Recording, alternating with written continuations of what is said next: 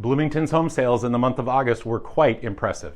How many showings did it take to sell on the median? And how many days did it take to sell on the median? By the way, this is median, meaning half of them sold faster and half of them sold slower than this amount. Showings for a single family in Bloomington was 12, okay? And that took 12 days to do, now, which is interesting. They're rarely the same. Okay, this is kind of odd, but hey, that's okay. 12 showings, 12 days. For townhomes and condos, this is probably more typical. There were 10 showings, okay, and it took 38 days for townhomes and condos. Now, what does this tell us? Well, it tells us actually a lot of things. One that tells us there's more townhomes and condos to buy out there when it comes to, because they don't sell as quickly. There was a healthy amount of interest, but those people took longer to purchase, longer to make the decision.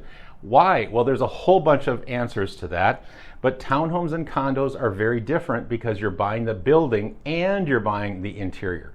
So it's, what is the unit like? Where is the unit? Where is the building? What amenities do I get? How old is the building? How much is the HOA? What does the HOA cover? Do I have my own separate entrance, etc., etc.? There's a lot of questions. So by the time you walk into a townhome or condo, you already have a pretty good idea that you're going to like it, as long as it's not a real flop, or as long as, oh, they didn't take a picture of that freeway. Quick question for you. Are you curious about the value of your home?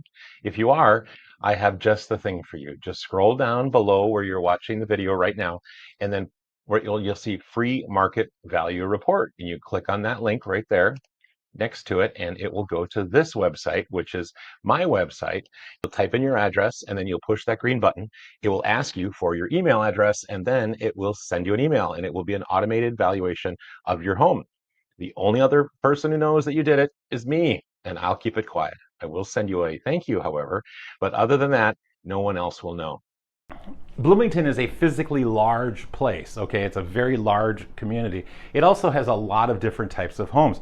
I wanted to take a look at, in August, 109 homes closed in Bloomington, okay? 80 were single family, okay? And 29 were townhomes and condos.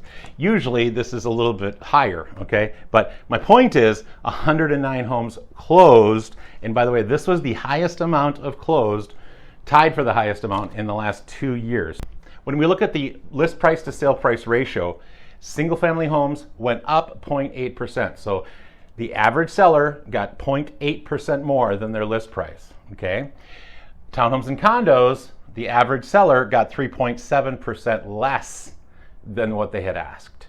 That is not uncommon to see that, especially in larger volume, because you'll have a few that have been on the market for a long period of time, and they generally pull down those statistics. Last but not least, I wanted to talk just a little bit about the price per square foot, because this is interesting. Okay, price sold per square foot. So what was price per square foot looking like in Bloomington? Well, for single family homes, it was $205 per square foot. And this is finished square feet. Above and below ground, most of the time it's more above, but it is still both. So how much is that? Well, this is kind of cool. It's up 9% year over year.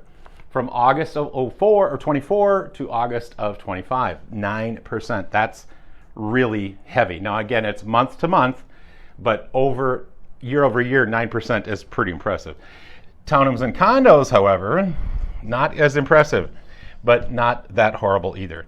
They were down 9%, which I think is pretty funny. Both 9%, one up and one down. On average, the prices received for townhomes and condos in Bloomington was down 9% year over year, and single family homes were up 9%. There's a couple different reasons why this happens. Bloomington, number one, has a lot of different types and ages and price points of condos and townhomes, especially condos. So there's a number of them that go on the market, and by the time those people are selling, they've been in those condos for 20, 30, 40 years, and they don't really care if they sell real quick. So because they don't need the money, maybe, or need it as badly. So they'll kind of put it out of the market and they don't maybe care as much about the list price. They're not trying to be aggressive.